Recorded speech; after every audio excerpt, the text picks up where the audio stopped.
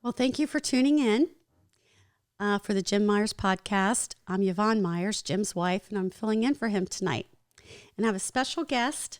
I have Chelsea Houpt, and she's here. She works for Waypoints.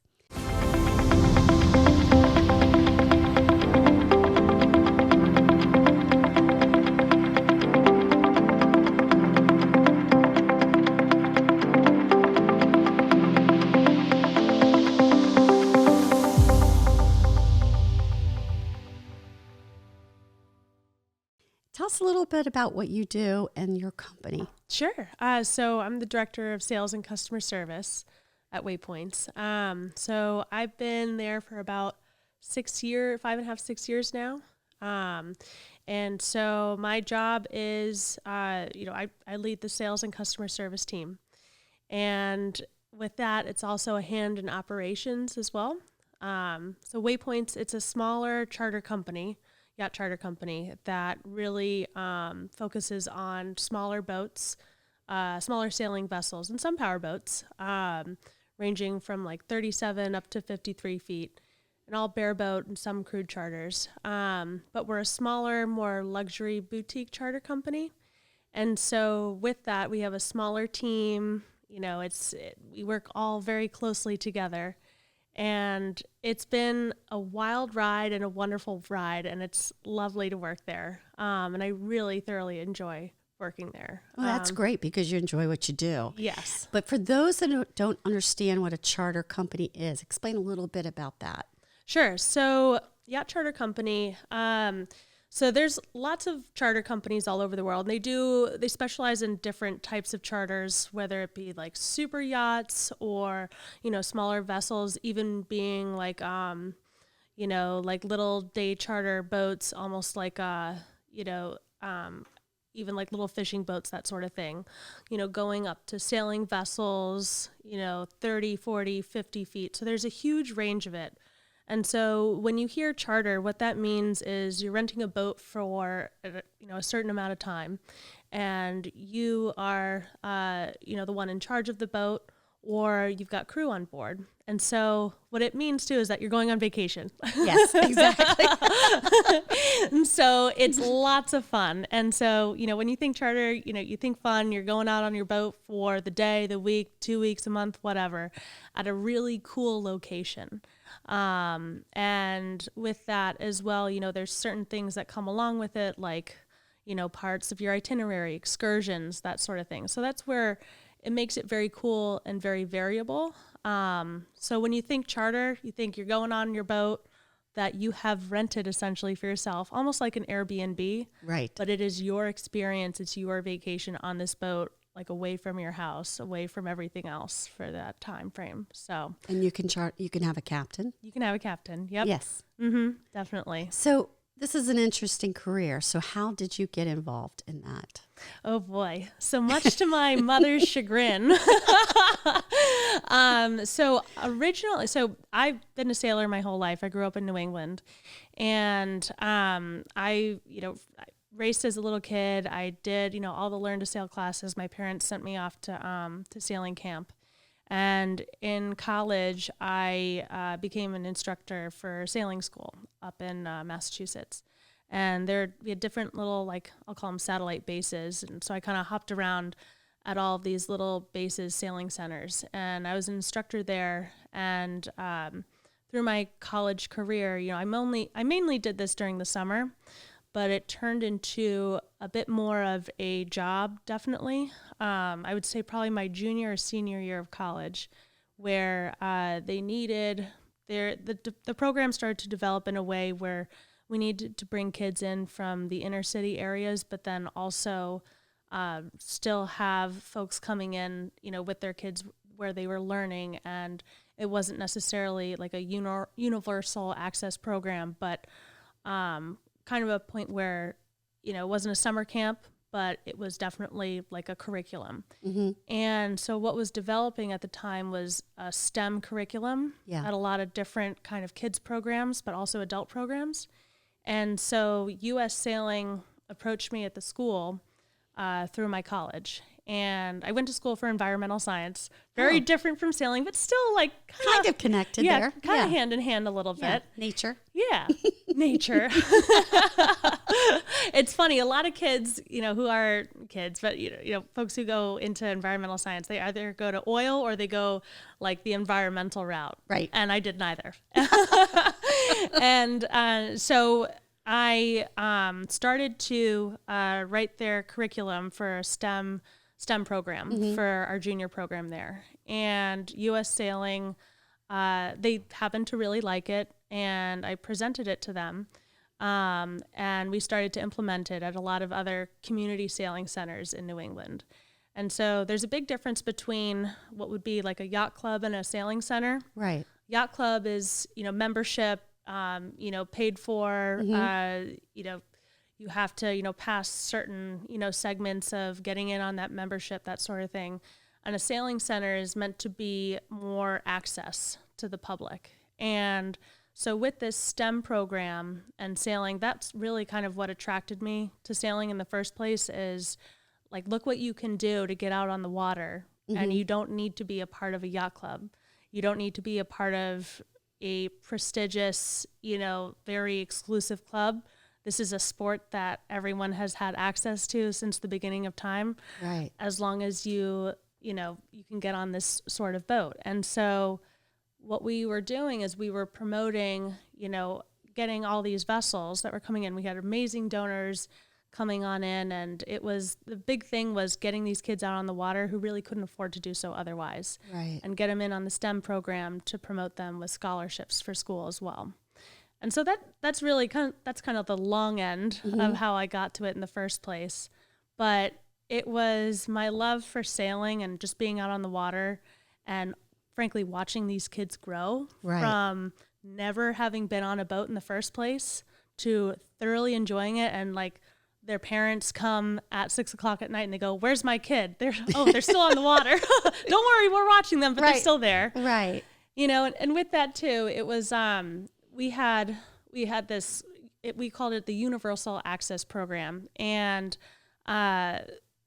we mainly focused on kids joining the program in the summer and then also in the winter, and then we had adult programs on the weekend. But we also had this sector of it where a parent has a child with special needs, and it could be any part of the spectrum of special needs. It could be just somebody who can't concentrate or just wants to be alone on a boat, or is blind in one eye, has partial hearing, anything along those lines. We had a lot of folks who joined the Universal Access Program who had Down syndrome, who were on the spectrum, whether it be Asperger's or autism, and they just needed just a little bit different attention. Yeah. And I always loved that. I loved that part of the program. And so it really kind of sealed the deal with me as far as my career, or what I didn't really realize at the time would be my career in sailing, that I didn't want to let it go. So, I graduated from school, I did my master's, and then I'm still teaching on the weekends, and I'm still kind of teaching part-time. And I had gotten a job with an IT company in Boston, and I was on the sales enablement team, and I loved sales. I didn't like the company that I was at, and they were selling a product that it just wasn't interesting to me. It just wasn't my thing. Right. And so I was so looking forward to the weekend, and like, I don't want to say I was living for the weekend, but I was like dead set every day on getting out of there like as early as I can so I could go do Wednesday night sailing. Right.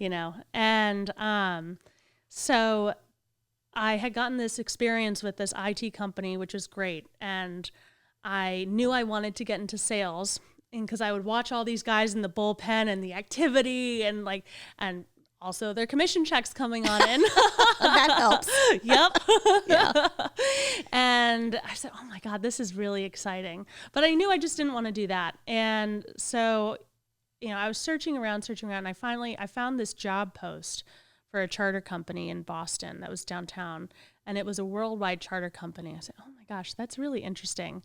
And, part of their package was, you will have the opportunity to sail around the world. And needless to say, their marketing on their, just on their job posts is amazing. Caught your interest. Yes, it definitely did. So I got the job, and from there I didn't look back.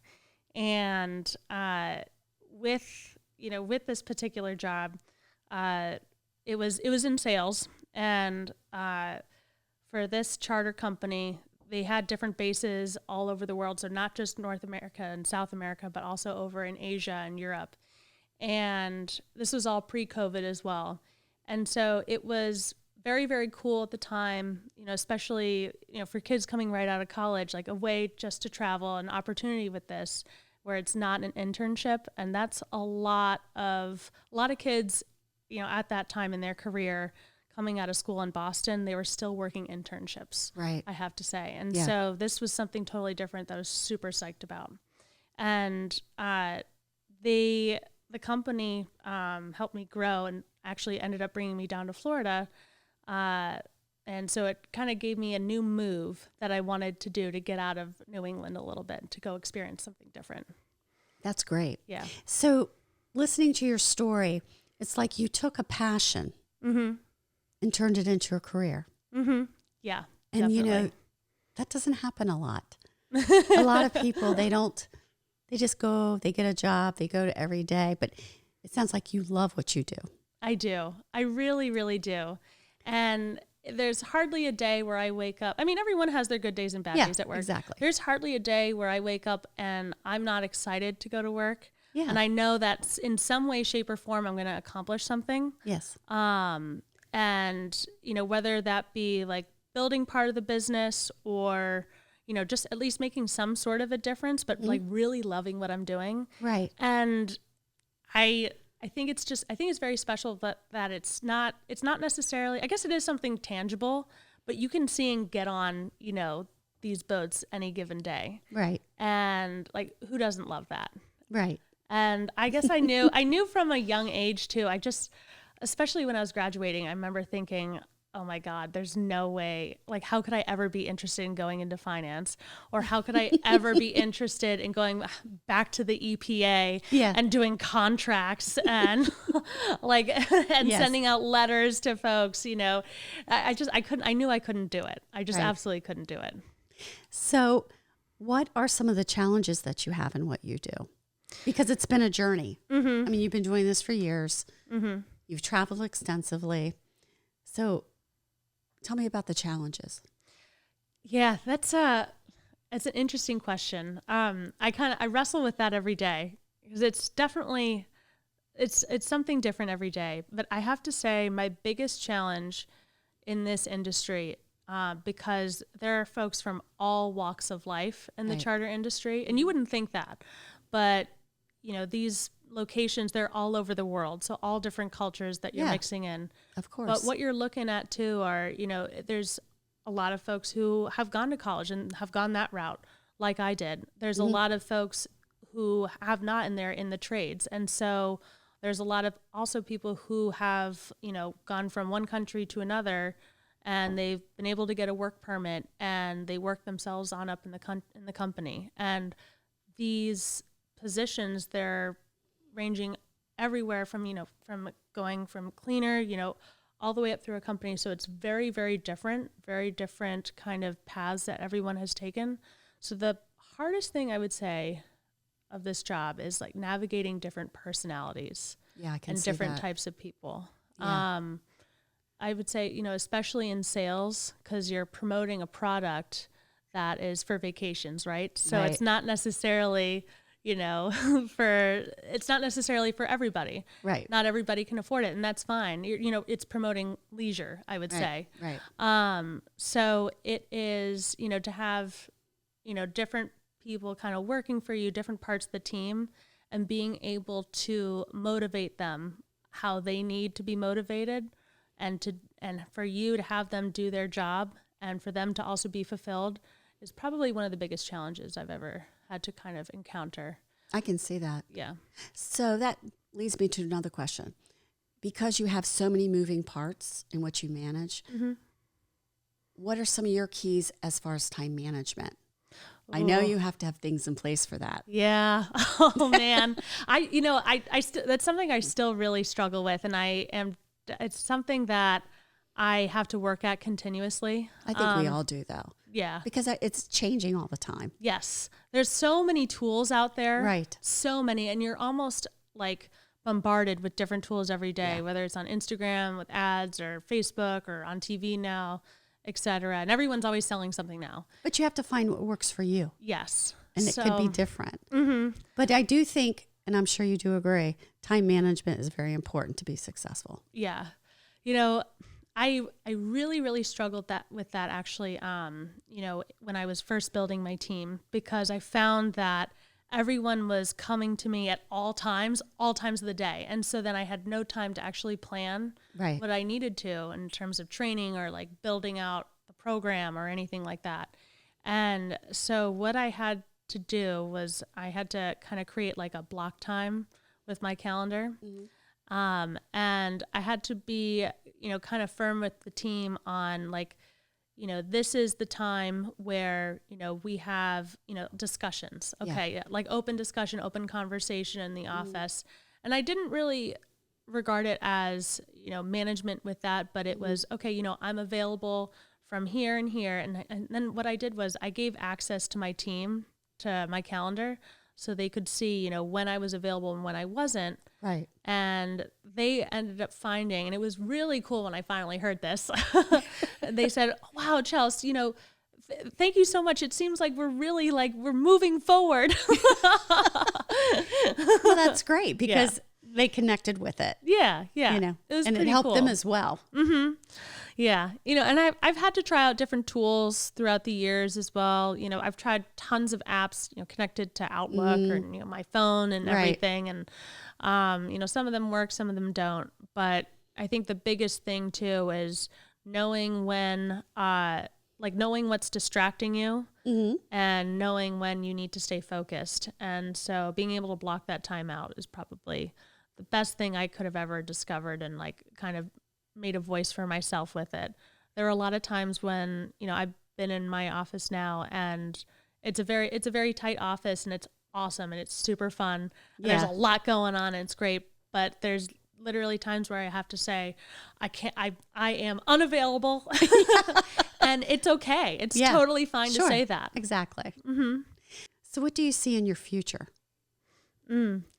So in my future, I mean, what I'm working towards is I really want to be able to get as far as I can in a charter company in this industry and make a name for myself in the sense that 20 years from now, a charter guest will come back and say, I chartered with Waypoints and I had an amazing time and I had the time of my life. And this was, experience I'll never, ever forget. And I've tried out other charter companies and it didn't work out so well. It wasn't, what I wanted. And, we've got a lot of folks, save up their whole lives to do this. Right. Some people can do one every year and that's amazing. Mm-hmm. We get all types of people, going sailing and chartering with us. I think, the most gratifying piece I could ever have is somebody coming back and saying, I've been looking forward to this with my family for years and years and years, and you made the experience count. Yeah. And it could be their first charter or their last, and it just, it counted for them. It's that gratification. It's hugely gratifying. Yeah, it really is, because it's a love of sailing at that point as well. And once you do it, you never forget it. But I think that's where your passion carries into what you do, because you care so much. You want people to have a great experience, and it's important to you. Mm-hmm. Yeah, and that says a lot.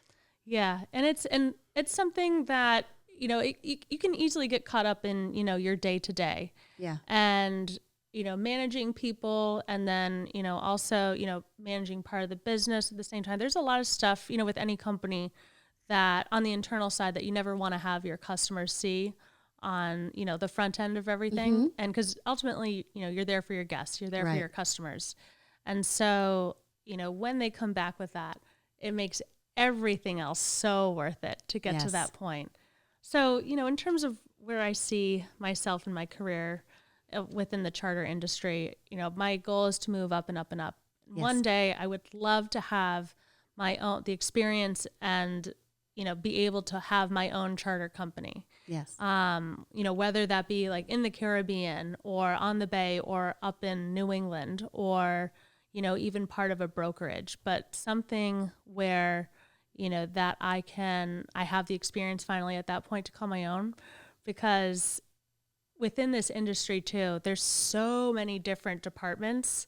Right. And operations is a huge sector of it, but so is sales. Right. And so there's a lot of different moving parts, like I said. And, in terms of, I would say even on the maintenance side and then operationally, there's a lot I don't know. And I truly value all of my peers and everything that I have ever learned from them. I have an amazing mentor who's kind of brought me up and up in the company. It's funny. When I first started at Waypoints, we had a very frank conversation. It was, and I have a very great relationship with my boss, my mentor.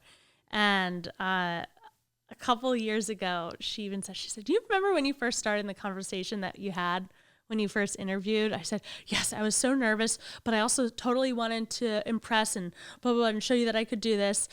And we were sitting at the Vinoy Hotel in Florida, and we were right down the street from what would be my office. And I was kind of like not puffing out my chest, but saying, I did this and this and this, this and this and this at the other company. And she goes, and this is very, HR inappropriate, but she asked me what my age was. And I told her, and she goes, wow, you've really done a lot, haven't you?